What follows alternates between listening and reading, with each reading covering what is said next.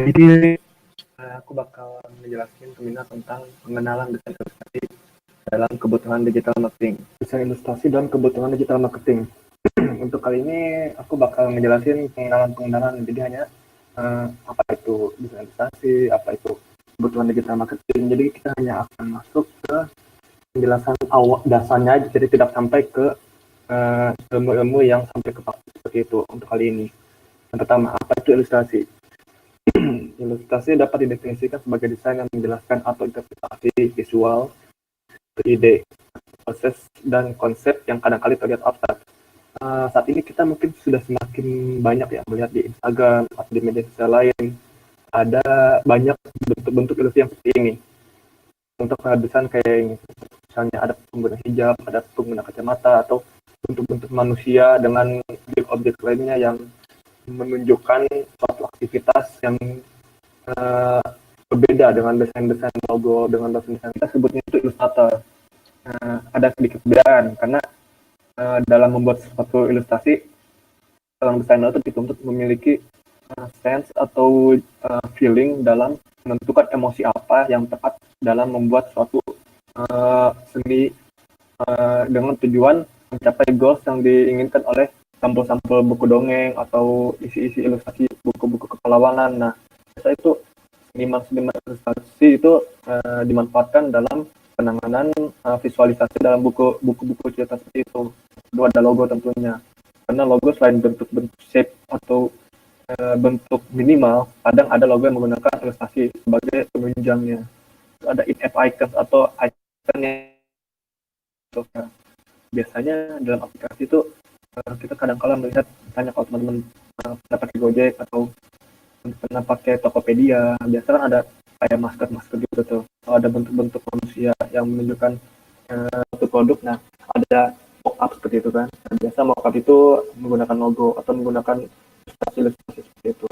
Ada printed media yang tentu saja menjadi basic desain grafis. Ada poster, banner, flyer. Nah, terus yang terakhir ini nih, motion grafis. Ini yang menjadi nilai pada zaman sekarang untuk digital marketing, karena motion grafis itu sangat didukung oleh teknologi sosial media zaman sekarang, di mana Instagram memiliki Instastory atau IGTV. Nah, dengan adanya motion grafis ini, kita tidak perlu lagi membaca banyak tulisan atau copyright, nah, sehingga penangkapan informasi lebih mudah dan lebih cepat dengan adanya motion grafis yang didukung oleh ilustrasi. Apa itu digital marketing? Ini mungkin teman-teman sudah tahu sih, karena bedanya dengan marketing biasa ini dengan marketing konvensional, di mana marketing konvensional mungkin mengandalkan kayak poster atau media cetak seperti itu. Nah, digital marketing ini memanfaatkan media mesin pencari atau SEO. Nah, media sosial itu tentunya butuh banyak konten kan. Konten-kontennya ini perlu didukung dengan adanya ilustrasi itu sendiri. Dan apa hubungannya digital marketing dan ilustrasi? Lanjutan sejak tadi ya, bentuk promosi digital tentunya butuh banyak konten penunjang. Praktiknya graphic designer tidak melulu dituntut untuk wajib menciptakan sebuah karya desain yang berupa foto imaging atau edit foto itu, voting poster untuk suatu campaign bisa menjadi desain motion grafis nantinya, yang dimana motion grafis ini jadi nilai yang bisa kita lihat akan menjadi nilai jual lebih dalam bagi seorang desainer nantinya, karena motion grafis ini bisa dibilang modern era desainer lah, cakup pengguna usia berapa, penggunanya di mana, penggunanya siapa. Nah, dengan adanya desain ilustrasi ini bisa lebih on point atau langsung menuju ke penggunanya. Misalnya kita ingin menjual suatu produk yang berbau pendidikan. Nah, ilustrasinya tentu saja mendukung objek-objek pendidikan, misalnya kita menggunakan siswa atau pakai itu sampai si pengguna atau si penglihat disalah tangkap. Yang ketiga, desain ilustrasi itu merupakan bagian dari branding. Kadang kalau membuat desain ilustrasi itu adalah bagian dari promosi merek itu atau produk yang dijual. Jadi misalnya kalau elemen-elemen yang dijual itu memiliki misalnya warnanya kuning, nah ilustrasinya ini diusahakan memiliki elemen-elemen yang warnanya kuning atau objek-objek lainnya yang mendukung atau sesuai dengan guideline desain awalnya. Yang keempat adalah atraktif secara visual. Nah, ini aku tempatkan di paling terakhir nih, visual. Karena penampilan itu bagi desain ilustrasi memang penting, tapi tidak lebih penting dari tujuan atau misi yang mesti dicapai uh, dengan hakikat awalnya di mana desain ilustrasi itu sebagai pengganti logo atau pengganti tulisan. Karena kan zaman sekarang tulisan itu agak jarang ya dilihat oleh pengguna-pengguna internet karena lebih tertarik kepada visual. Nah, disinilah langkah awalnya, disinilah jalannya di mana desain ilustrasi itu menjadi relevan kembali dengan dibangun grafis. Desain ilustrasi itu biasanya pakai software apa? Aku rekomendasikan pakai 3 software ini nih. Yang pertama itu ada Adobe Illustrator, karena dia dia dapat digunakan di Windows dan iOS. Nah, Adobe Illustrator ini juga menunjang vektor. Nah, vektor ini bagi aku kunci penting dalam sebuah desain ilustrasi, karena vektor itu format image yang sangat bisa diubah atau scalable, bisa diubah-ubah size-nya, tidak akan pecah sampai kapanpun, dan akan mendukung bagi penggunaan ilustrasi di berbagai media yang beda-beda.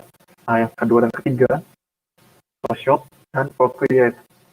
Photoshop mungkin teman-teman sudah tahu ya, buat atau ebook file mentahnya di media lain yang size lebih besar itu akan pecah. Nah, inilah nilai minusnya Photoshop dan Procreate dibanding Adobe Illustrator. Makanya desainer ilustrator di dunia itu hampir semuanya pasti wajib menguasai Adobe Illustrator dibanding yang lain. Photoshop, di mana Photoshop dan Procreate ini lebih ke foto imaging atau editing foto seperti itu. Nah, di sini aku tampilkan 2 contoh simpel desain ilustrasi dari aplikasi Tuke yang udah aku buat. Yang pertama ada di kantor. Selanjutnya di sini aku menampilkan sedikit cuplikan logo ya di HP-nya di laptop. Nah, ini untuk sebagai pengingat aja atau penunjuk identitas aja sih, atau dibagi juga ada community. Nah, itu bagi elemen-elemen kecil seperti ini dapat menunjukkan identitas ilustrasi itu sendiri. Karena kalau ilustrasinya hanya bentuk, misalnya wajahnya flat gitu, tidak ada ekspresi, itu akan cocoknya untuk ilustrasi minimal, dan itu tidak cocok untuk ilustrasi interaktif. Karena ilustrasi interaktif itu diwajibkan dapat menunjukkan emosi. Nah, kalau ingin menunjukkan emosi, harus ada ekspresi dan wajib ada bentuk tangan atau logo kaki. Selanjutnya, apa ada yang ingin bertanya? Empire warna, apakah pemilihan warna juga penting? Nah, aku langsung jawab aja ya. Pilihan warna itu sangat penting, ya, karena warna itu bisa seperti nyawa ya bagi desain. Karena kalau warnanya misalnya tidak saling mendukung, misalnya kalian ingin menggunakan warnanya dua-duanya yang warna-warna dua-duanya itu misalnya kuning dan ungu, dan kuningnya pun dan kuning dan ungunya itu bukan warna yang soft tapi warna yang flat, itu akan pecah, kombinasinya tidak akan cocok. Inilah pentingnya kalian biasakan untuk coba-coba kombinasi warna seperti apa, atau biasanya ada istilahnya triangle color seperti itu. Jadi kita bisa tahu warna ini cocoknya dengan kemana, terus turunan warnanya itu bakal jadi warna apa saja seperti itu. Lalu ada ya, kapan mudah di aplikasi apa di antara 3 software itu? Aplikasi yang paling mudah, ini sangat yang tergantung selera dan kemampuan masing-masing sih. Kalau kalian udah terbiasa internet, Photoshop itu paling tepat.